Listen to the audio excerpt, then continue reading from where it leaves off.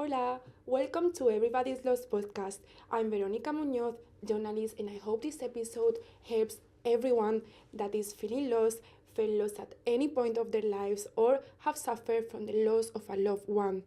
So today we have Marta Haba. She's from Ukraine and is in her final year of international relations at the Essex University. So we met in a women's conference and I was so shocked and surprised how courageous she is and the questions she asked. This is why I invited her today. So welcome. Good to be here. So tell us a bit about yourself. Where are you from in Ukraine? When did you come to London? Because this podcast is based in London. So I'm 20, I'm 22 years old. I'm from beautiful and an ancient city Lviv, which is located in west part of Ukraine. Mm-hmm. Yeah. And when did you come here to London? I arrived to London in end of April 2022. So soon it will be 3 years that I'm in UK. Mm-hmm. So 3 years ago. So did you experience a full-scale invasion? Yes, when full-scale invasion I was in Ukraine and I was a bit more than 2 months inside country. Mm-hmm. And how was it for you, that experience? Did you anticipate it? Because when I was studying journalism, I was discussing with my lecturers, like Putin was, of course, telling he will go for a scale invasion if Ukraine becomes part of NATO. But I don't know, sometimes you don't really believe these leaders. It's like a lot of talk but no action. That's what we thought from outside. But you, from inside of Ukraine, did you expect it? Did you anticipate it? I mean, we noticed that it was rising tension between states, and we were watching Western media. For example, Joe Biden in November 2021, he told that Putin will attack Ukraine, but no one really was expected that it will came so suddenly. Like we were thinking that it might happen, but we didn't realize that it can be so quick. Mm-hmm. Yeah, I think when these things happen, like, so you never expect the worst, right? So how was for you that first day? Like, how did you notice? Because they are starting sadly the bombing and things like that, or So I remember it was, I don't remember which day, mm-hmm. but I woke up at 7 o'clock in the morning because I needed to go to a university, and I started reading chats, and I read war is started, full-scale invasion is started, and we gathered with family, like, to see the news, what's going on, like what's happening. And I remember this day was really like shocking that like it happened, and we were so, like, I would say a bit lost. We didn't know how it's gonna be, how we should we should move somewhere, or we should stay, we should go outside city or be inside city. So it was really shocking. At first, so at first you weren't informed really, not even maybe the president. Did you receive any warnings? You should move, you should travel to another city, or nothing? Just it was more between friends and chats, like informal? Yeah, it was more informal. We didn't have like in social, like social media and media and from government that it will happen 100%. We didn't have these messages, so it was more like informally we were informed, like, but people were more giving assumptions, like hypotheses that it will happen. No one knows that it will be like for 100%. And So after that happened, that first day, how did everything develop? Did you try to find like bunkers? Did you try to find a refuge or try to move, or you were doing your life normally? Um, so we were Lviv is in the west part of Ukraine, so it's more safer than other parts. But in the beginning, it was one big massive rocket attack in the close to border with Poland, and a lot of soldiers and people were killed because of Russian missile. So we decided that we will go just to be away from city. So we stayed 2 weeks in maternal grandparents and 2 other weeks in paternal grandparents. Yeah, so you were with them, and then how did you decide, okay, we have to leave Ukraine because this is like scaling more and more? So after a few months, you started to plan, you with your family started to plan how to kind of escape. Uh, so it was more like my mom was talking to me, and because I was before full scale invasion, I was just focusing on my law studies, like on my development in politics. I was working as assistant councillor in Lviv City Council, and I was head of international relations in youth wing of political party, and also I was dancing and just dreaming and making some like plans for my future. And I will tell you even one secret. I will. I wanted to run for a next election to city council, and then like is my dreams, my plans is just stopped. And my mom came to talk to me and said, "Why don't you just choose country somewhere, for example, England, because you've been here before, and already have people here. Why don't you just go and try to develop yourself, try to do something for your career? Because I mean, when your country is in war, it's we don't have like as it was before, like different like exchange program. So it was like focus was more to help army, and people were united and focused on helping country." Yeah, you was like every young person in Ukraine, everywhere in the world, every young person, they have dreams, they want to study, they want to do this and that. And when you are young, you don't think about the risk. You think you are invincible, and you have this passion that they kind of took it away from you, right? That, and I think for you, was it these mixed emotions, like I want to work for a future for my country, and I want to fight for my country, I don't want to give up, but of course you never know, and you have to listen to your parents, and it's really unsafe there, you never know what will happen to you. So did you have these mixed emotions? Yes, I definitely had.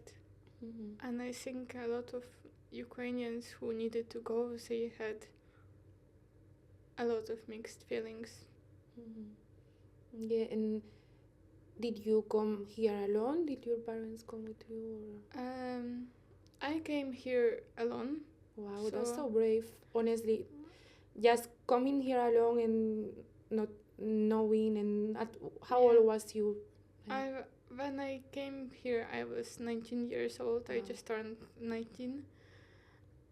So all my family are in Ukraine, and it was it was a bit scary to move somewhere abroad to another country without knowing what's gonna happen, and also with realizing that I would need to build my life from how you call it here, from scratch. From scratch, yes. Yes, but happily, uh, I found really good host family, and it's very great people who hosted me. I lived with them for 5 months, and they helped me a lot.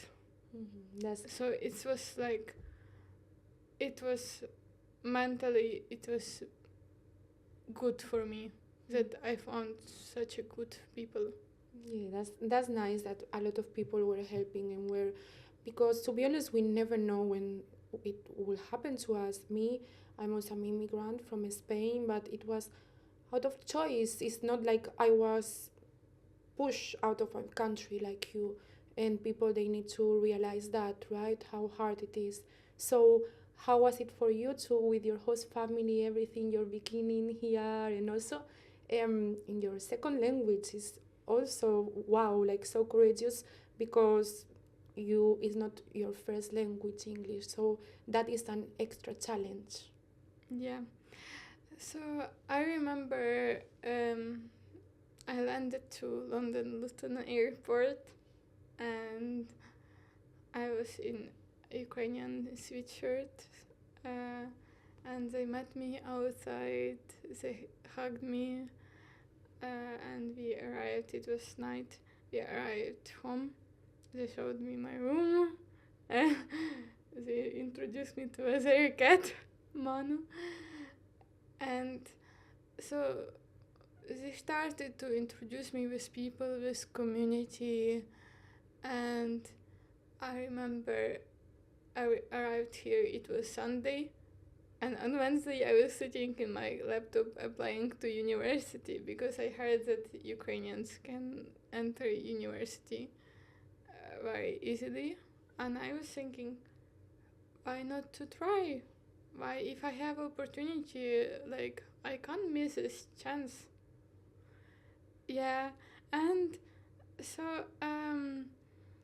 like I laugh with my friends Ukrainian that you have 3 stages when you come to UK as a refugee. It's like, first you have, you're so happy, you're laughing, you're like dreaming, or like, then you have total frustration, disappointment. And third stage is realization that, okay, I'm here in these circumstances, I need to get used to it and move on. Like, so it's happened with me, like, and so my first, first summer here, in June I started working in McDonald's for 3.5 months. I did language school, some activities, and staying with my host family, making some like canoeing, which I love. So, like my host family and like helped me a lot, and meeting some other Ukrainians also helped me a lot. So it's for me it was like a message that I'm not alone here. Mm-hmm. Yeah, I think that's what a lot of people have in common when they feel lost, is to find your community or your circle of friends or your host family. That helps a lot to be surrounded by good people. And you said about frustration. So why did you feel frustrated? Because of course you had to start everything and it's hard and working. So when it was frustration, I was frustrated like that. I got COVID when I just moved here. Oh, I didn't have COVID that's in bad Ukraine, luck. so I got sick, and also it was hard with getting the job. It was really hard. Like it's good that I managed to find, but it was really hard to find some job, and it made me really like sad. And like anything comes easy in life, I guess now is impressive everything that you have achieved, that you speak in these conferences and you are in your last year of uni. And honestly, on LinkedIn, I really admire you. You are so on top, but nobody tells or nobody knows everything that is behind. So how, for example, in this moment when you felt lost, how did you overcome it? What was in your mind to overcome these frustrations, feeling lost, missing your family? What kept you going? Mm, my family and my friends. It's my energy as they give me power, and when I speak to them, I feel charged. So this keeps me going, and it keeps me going now. Yeah. And is your family still in Ukraine? Yes, And all my yeah. family in Ukraine. And how is it there? How, for example, when you call, what are they living at the moment, the current situation, everything? So, situation in Ukraine generally not easy right now. Like people have constant fear of shelling. Economic situation are tough now. A lot of people get lost their jobs. Family lost houses and their loved ones. But despite all these facts, Ukrainians are still supporting each other, fighting and helping the army. So Ukrainians are keeping united. And that's what I also admire about Ukrainian people, that they are no, like we are not giving up and we are here, we are fighting. And like you say that you are here for your family as well. So now you have the Ukrainian shirt, and Yeah. this blues represents Ukraine, and you will always have it in your heart. Is something that is always within you. Yes, And my identity. yeah, and what makes you you, right? Yes. So Of course. I think without that, of course, you couldn't have achieved everything. All the hardships made you like that. So yeah, I also wanted to ask you, how are your friends who stayed there living in that situation? For example, do you have male friends that had to join the army? Because do they have to join the army? Yeah, I have quite a few friends who joined the army, but who joined the army by their will, because they wanted to protect country and their motherland. And even one of my mentors, he was killed in war, but he was fighting for Ukraine, and he was fighting for our independence, and I always pray for him.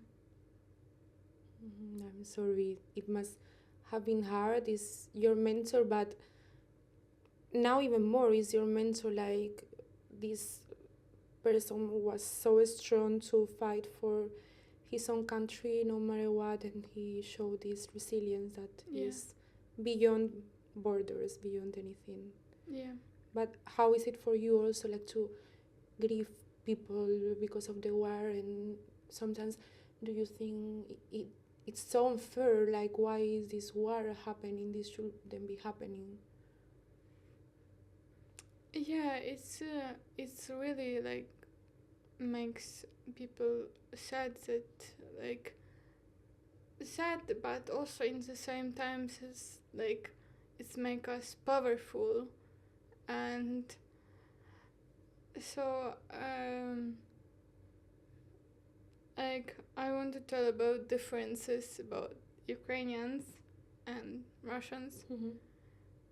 We have motivation to fight because they came to my country, they came to my land to kill people. We didn't came to their country, they came to us. So we are motivated to fight for our country, fight for democratic values and for everything. But I don't understand what's their motivation, what's going on in their head. Mm-hmm. So this is differences between two nation.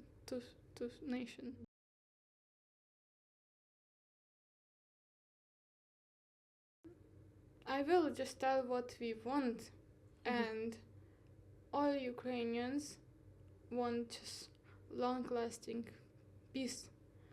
I don't want my kids, my grandkids, my great-grandkids to live and see what I've been through. I don't want it. And many people, they don't want, like, I would say all don't want to, for next generations to be in war. Of course, and your grandparents, they have suffered war, and now they are suffering again, and it must be really exhausting for you and your people to, like, it's now how many years since the full-scale invasion? It's 3 years. 3 years, so it's a lot. Everyone must be really exhausted. Yeah. Yeah, like what, because you found the courage to move abroad, and also because you are studying international relations, you are aware of all the news, and that must be really distressing for you. I know the Ukrainian people who don't want to watch the news because it's really, really sad. So what will you say to people like you or from other countries that are suffering from conflict, that are now refugees? What will you say to them, that to give them hope if they are in the same situation as you? I would say that, of course, it's hard, and people who were in similar situations, they will understand our feelings, and but we don't need to be sad and like stop our lives. There is a lot what we can do to help our countries. For example, we can study, work, donate the army, and just share the truth. And I will tell example of my country. Ukrainians, a lot of Ukrainians spread it around the world, but we are one big community, and we are powerful together, so we can make changes. Yeah, and like you, for example, even if you move from Ukraine and you are studying here, you are applying your studies, which are international relations, to talk in these conferences, and that's your power, right? That's how you are using it. Yeah, I love attending conferences and meet people. So if I would need to go somewhere else, I would still find my community, and I still would spreading the truth and advocating for my country. Yeah, and I think it's really important to share your story, like we are doing here in this podcast. Everyone is sharing their stories, and it's really important, so that way they don't feel alone. So what is the reaction of the people when you do your public speaking, or in the conference you do these questions or talk about Ukrainian women? What did they say to you? A lot of people just come to support me, and people mostly just ask if they can hug me, which is very cute. I found it cute and super. And I feel, when people come to talk to me, I feel amazing, but also for me when I go to different events, just another opportunity to remind everyone that war is not over, and that we need your support, everyone's support, and also it's another opportunity to thank people. And uh, I feel great by doing that. I feel that I can help my country. Yeah. At first, you must have been really nervous, right? The first time you spoke about it, maybe like shaking. It's hard when you Yes. first tell your story. Yes, Mhm. definitely. It's But then you became more confident, and the more support you are getting, that's also another way of building your own community, because it's the yes. same as it happened to me or other people, that when you start speaking out, because I guess here you feel lonely, and many people who are away from their family, they feel lonely. But then you spoke about it, and then you might have realized when people spoke to you that actually there's a lot of people in your same situation, other girls. Yeah. Actually, if you see videos of me on my first year here, how I was recording, you could notice that I was very shy and I was like scared of everything. But now I feel much different. I feel that confident in myself and feel that I'm strong and powerful. That comes from practice, really. Yes, Nobody it's starts from here. practice. It's not coming like from sky or from like just click, or you will not. There is no magic stick that you will like abracadabra or something. Like a perfect public speaking. Public speaking, and you're confident. Let's talk like a president. Or Yeah, it's not. I wish it could be like this or something, but it's not. It's just practice. Yeah, I think that's why I made this podcast. Everybody's lost, because we are all lost. But like you, I guess when you started to do your public speaking, or even now, you might feel lost at some point. But then you decide to do it. It's okay. You don't have to have everything ready in your life, everything perfect, or be perfect, or be fully prepared to do what you love. Actually, you have to start earlier. The earlier you start, the more mistakes you make. And Yeah. Yeah, so what would you see yourself? How would you see yourself in a future? I want to become like successful, progressive diplomat or public servant. I want to work in some of European institutions in future. It's my dream of my life. So I open now for new opportunities and collaborations. Yeah, but I don't run for being like famous. I'm not running for it.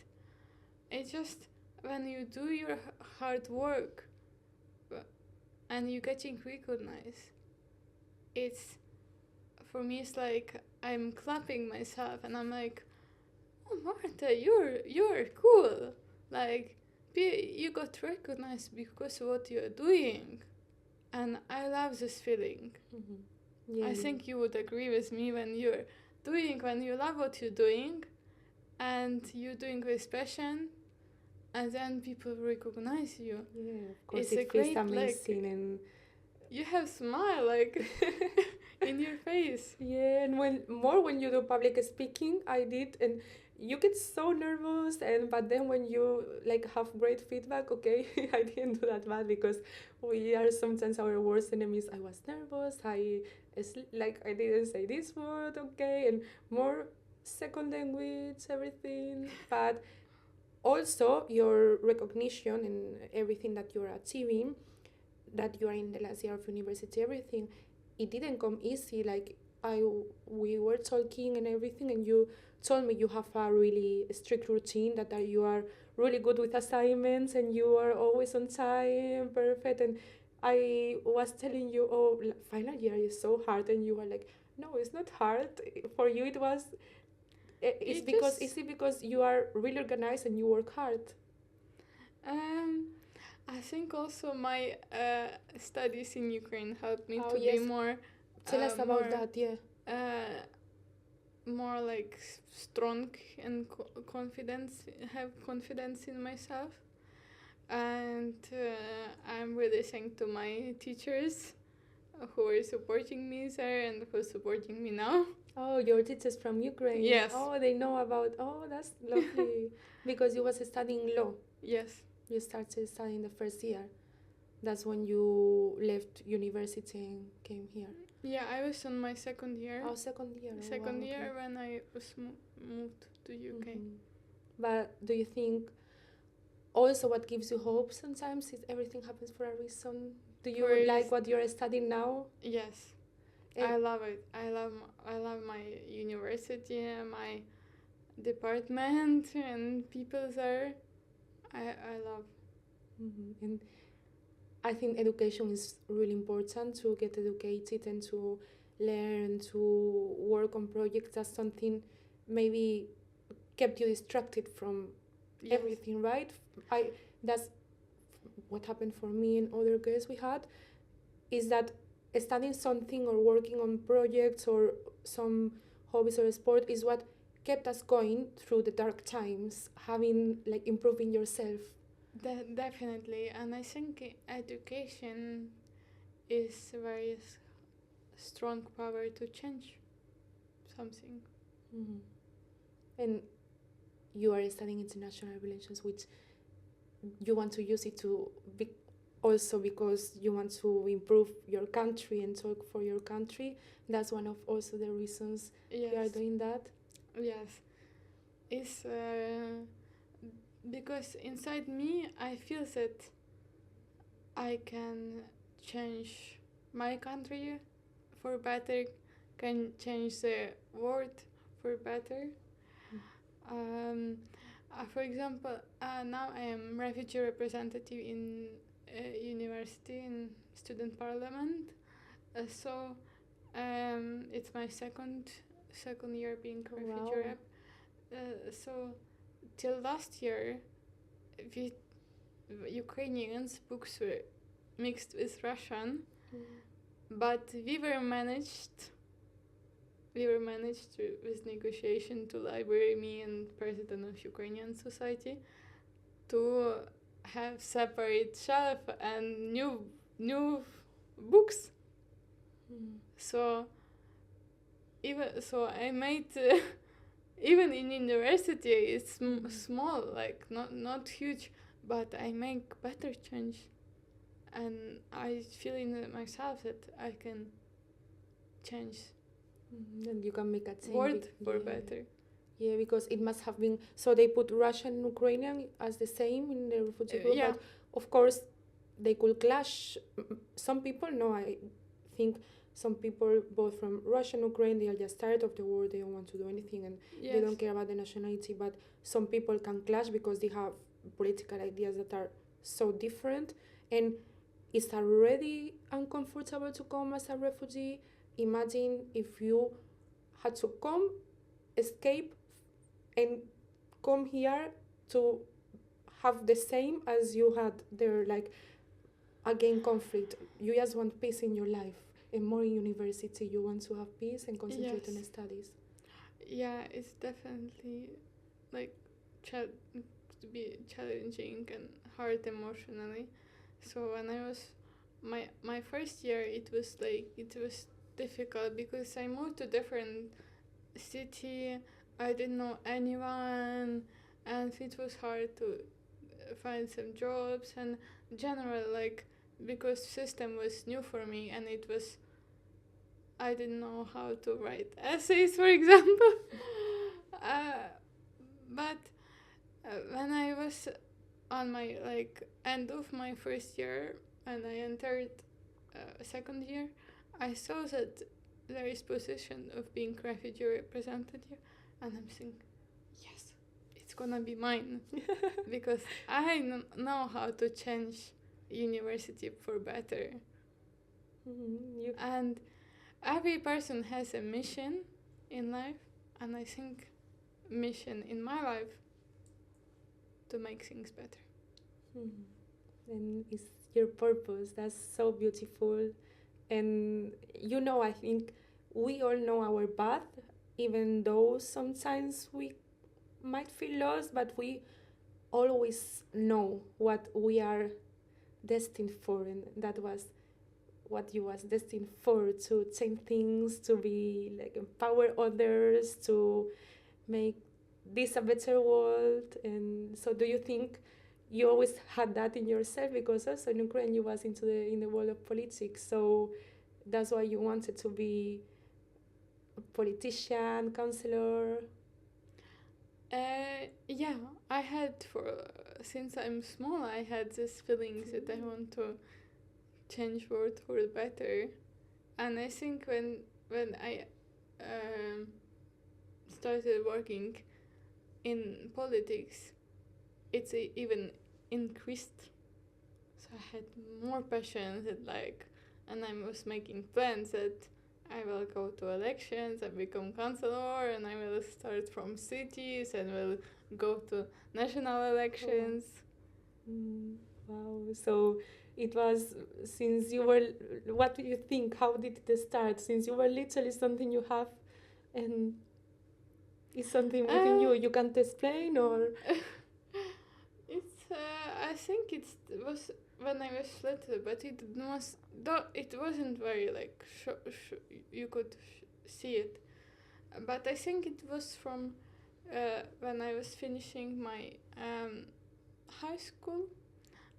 In 2019 I joined European Youth Parliament in Ukraine, and I started going to different sessions, working in committees, writing like uh, resolutions, having general assemblies, and I really liked the idea of this organization and sessions, and I saw that like that's really cool. I really want to work in politics, and I feel that I can improve my city, my country.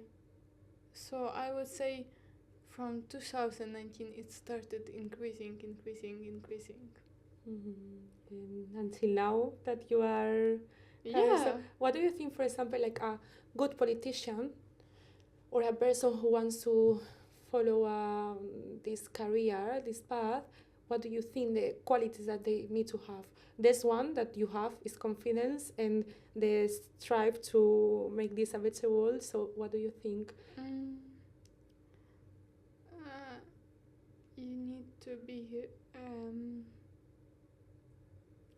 you need to listen, to be good listener, work with your community, be honest with your community, yeah, have good negotiation skills, of course. But I appreciate people who are honest. Mhm. And do you think Zelensky, the Ukrainian president, is he doing that? Like, is his honest? Like, how do Ukrainian people, do they admire him and think they are doing a good job? Like, he's doing a good job because, like, for example, like, there's another thing I wanted to ask you. These presidents that are telling that he's a dictator because there's not going to be a election. What do you think of that? I honestly, I was just I was reading it and I'm like, what is this about? I think dictator is someone else, not president of my country. I mean, I support my president and I'm proud that I have president of my country like this, and people support our president. Yeah. So, how would you like to see your country in 5 years? What are your hopes and everybody's hopes? Or do people think in the future, or they just live day by day hoping it will stop? Of course, everyone wish to have peace in their in country, but I would say that Ukrainians live day by day. So when I came here, I didn't used to it that people plan something, plan that in 1 month's time I would do something, in 2 times, or in three, in 2 months or 3 months I would do something. I was just living day by day, and I still have it with me, because when you're inside country, you don't know like when what will happen with you tomorrow, what will happen you in 1 week or in 2 weeks. So people are living just day by day. Yeah, in a way, do you think your mentality, your mindset sometimes is also from the same mindset of Ukraine? So what do you think, for example, this day by day mentality, or these feelings or stress or trauma, or this being afraid of shelling, does it stay for so many people when they move abroad and they still have these traumas of war? And Yeah, we have something. For example, I can get sometimes scared of sound of fireworks, and because you don't know if it's fireworks or if it's missiles or what is this, and many people has this like scare of sounds. Like, for example, my host family live near like airbase, and for me it was first like it was hard to get used to them, because I'm thinking what is this flying, is it drone or something, or is it like flying, and I'm like, it's flying. Whew. But I have fear of like some sounds. yeah, I asked you because my granny, she lived through a dictator, Franco, in Spain, and she experienced a lot of shelling as well, and she was really scared of thunderstorms. Yes. Because her brain kind of correlated that with the shelling for some reason. Even sometimes when it's thunderstorm in Ukraine, in some city, it's Ukrainians chat with asking what is this, and like local government said, don't worry, it's just thunder. Because you started to like being used to war. Yeah, or you It's don't really know if terrible. It's really terrible feeling to get used to war. But people do, and then we are like, what is this? Is it thunder or attack, or what we should do? And now with these many things that there are now, like also drones, did Yes. you experience something like drones? Yeah. Or there are a lot of different type of attacks, not only shelling, so many that you really don't know, like you can't even work without being paranoid and think maybe I'm going to step on something and it will explode, or a drone will come, or if you see a ban, like, you don't know, because there's many ways of attacking, right? Yeah, it's different in different ways. It's not just rockets. It's also drones, shahed, and different types of missiles. Yeah. And well, so now is your family like they move to somewhere like is safer? I mean, it's we are in west of country, so it's better situation than another regions, than east or south or capital of Ukraine, Kyiv. But it's not like we can't tell that it's safe. but they just continue working, developing. I have a brother, he continue his studies. So everyone is just continue their life.